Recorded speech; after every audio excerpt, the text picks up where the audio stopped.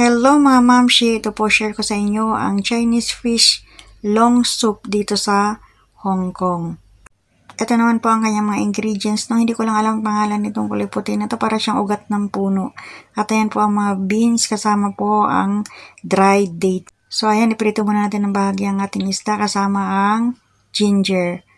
After ay ilipat na natin siya sa kasirola at lagyan natin siya ng sapat na tubig upang magamit natin na sabaw.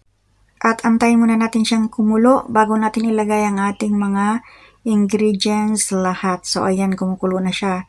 Ilapag na natin ang lahat ng kanyang ingredients. And then wait natin siya uli na kumulo ng kumulo.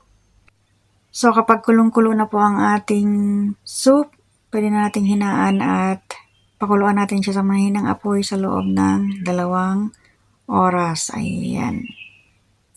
At gaya po ng dati, hindi po natin kakainin